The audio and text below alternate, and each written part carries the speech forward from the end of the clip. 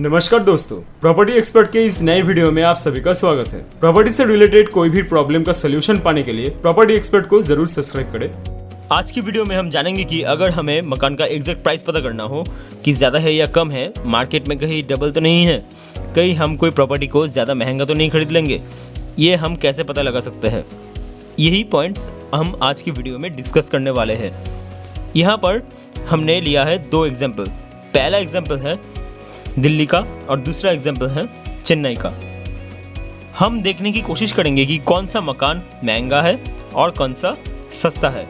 ये actual example है। तो चलिए सबसे पहले हम देखें कि एग्जाम्पल की बात करते हैं। मान लीजिए किसी मकान का प्राइस 1.5 करोड़ रुपए है और इसका रेंट 25,000 रुपये पर मंथ है। ये एक्चुअल एग्जाम्पल है 1.5 करोड़ का मकान के या फ्लैट के।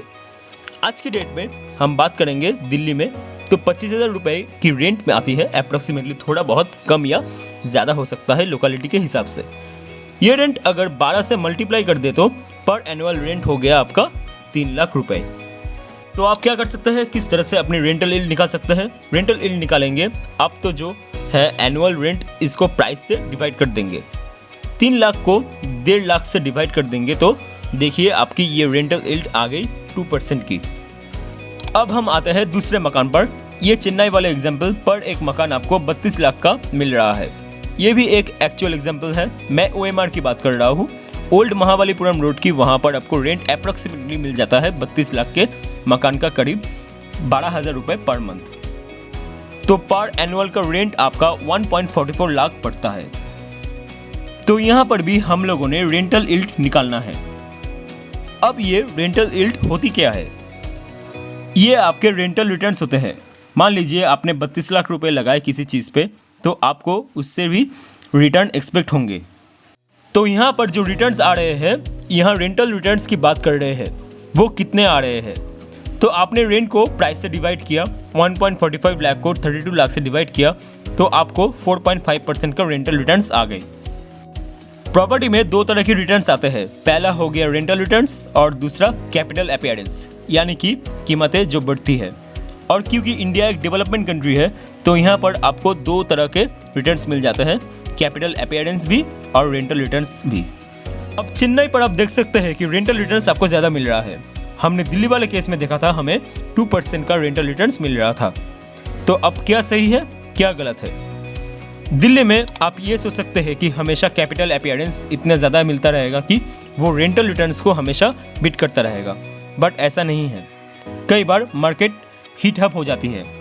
अब हम बात करते हैं हिस्टोरिकली इंडिया के अंदर कितना रेंटल रिटर्न्स रहे हैं।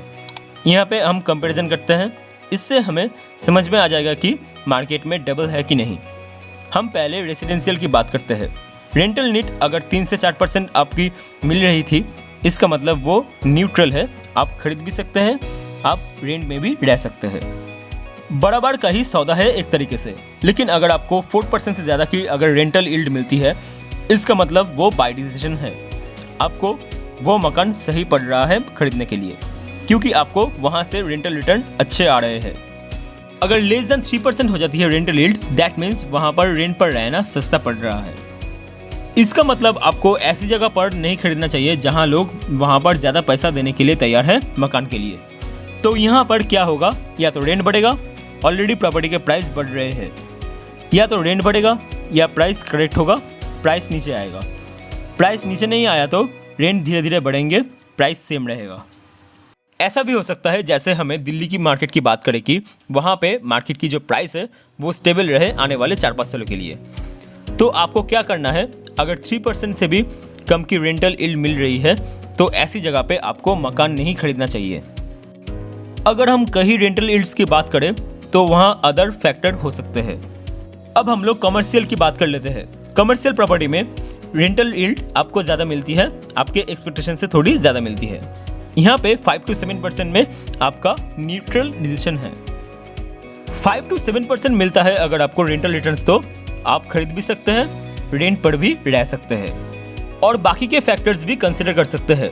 और मोर देन 7% आपको कमर्शियल में रिटर्न्स मिल रहे हैं, तो वो काफ़ी अच्छी प्रॉपर्टी है बाय करने के लिए।